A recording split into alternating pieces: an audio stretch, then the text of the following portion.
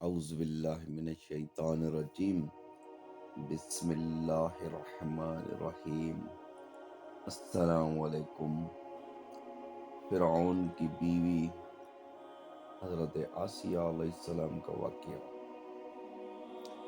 امام بہقی اور امام بیالی رحمۃ اللہ علیہ نے سند کے ساتھ حضرت ابو ہریرہ سے روایت کیا ہے، فرعون کی اپنی بیوی حضرت آسیہ رضی اللہ عنہما کو سزا دینے کی غرض سے 4 جگہ یعنی دونوں ہاتھوں اور دونوں پاؤں میں میخیں گاڑ رکھی تھیں۔ جب وہ میخیں لگا کر علیحدہ ہوتے تو رحمت کے فرشتے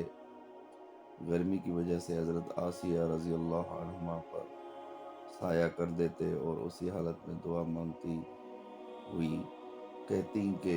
اے میرے رب، اپنے پاس ہی میرے لیے جنت میں ایک گھر بنا دے۔ بس پھر اسی حالت میں ان کو جنت میں ان کا گھر دکھایا جاتا تھا۔ تفسیر قرطبی جز نمبر 18 صفحہ نمبر 124 میں حضرت ابوالعالیہ فرماتے ہیں کہ فرعون کو جب حضرت آسیہ کے موسیٰ علیہ السلام پر ایمان لانے کی خبر ملی تو وہ اپنے وزراء کے پاس آیا اور ان سے پوچھا کہ تم آسیہ بنت مزاحم یعنی میری بیوی کے متعلق کیا جانتے ہو؟ سب نے ان کی بہت تعریف کی تو فرعون نے کہا کہ وہ تو میرے علاوہ کسی دوسرے رب کی عبادت کرتی ہے۔ تو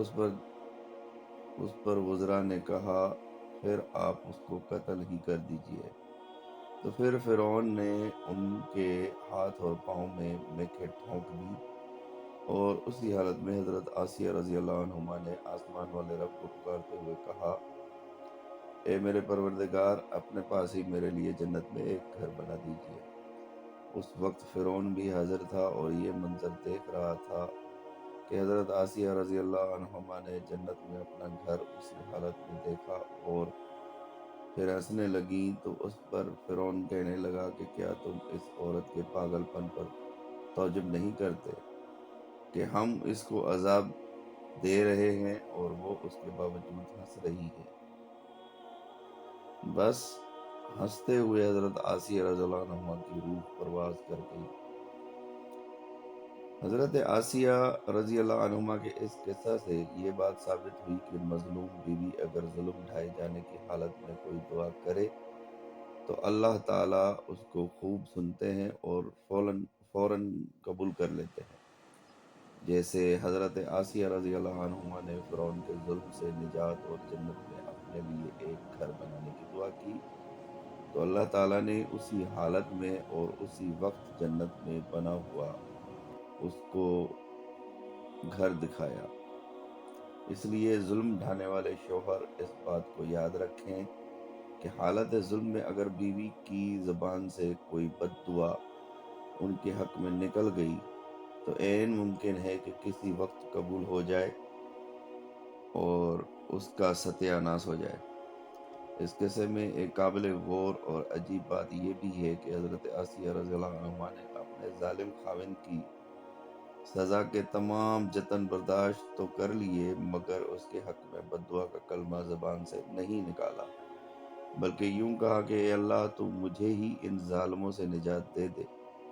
یہ بالکل ایسے ہی ہے جیسے حضور صلی اللہ علیہ وآلہ وسلم پر اہل طائف نے خوب ظلم ڈھائے، اس کے باوجود جناب نبی کریم صلی اللہ علیہ وآلہ وسلم نے ان کے حق میں باوجود فرشتوں کی فرمائش کے بد دعا نہ فرمائی، بلکہ یوں کہا کہ اگر یہ میری بات نہیں مانتے تو شاید ان کی نسل ہی میری بات کو مان لے، اور شاید حضرت آسیہ علیہ السلام نے اپنی بیوی ہونے کا حق ادا کیا اور اپنے بعد میں آنے والی عورتوں کو بتا دیا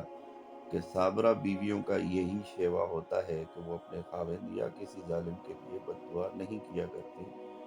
اللہ تعالیٰ کو بھی اس صابرہ عورت کی یہ بات کیسی پسند آئی کہ 7 آسمانوں کے اوپر سے اس کی اس صفت کا تذکرہ فرما دیا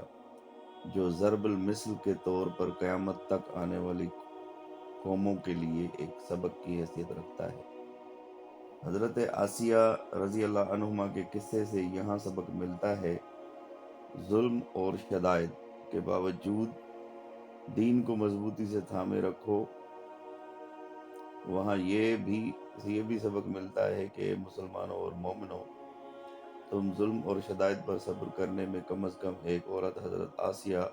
رضی اللہ عنہما سے تو ضعیف نہ ہو کہ اس نے عورت ہونے کے باوجود ایک ظالم بادشاہ کی سزا کے تمام ستم برداشت کرتے ہوئے جان تو دے دی، مگر دین حق کو اپنے ہاتھ سے نہیں جانے دیا۔ شاید اسی سبق کا صلہ اللہ تعالیٰ نے حضرت آسیہ علیہ السلام کو یہ دیا کہ وہ جنت میں نبی کریم صلی اللہ علیہ وآلہ وسلم کی بیوی ہوں گی، اور اسی لیے جنت کی 4 افضل ترین عورتوں میں سے ان کو شمار فرمایا، جن میں حضرت خدیجہ، حضرت فاطمہ، حضرت مریم اور حضرت آسیہ رضی اللہ عنہما ہیں۔ جیسے امام احمد طبرانی اور حاکم نے ابن عباس رضی اللہ عنہ سے اس سلسلے میں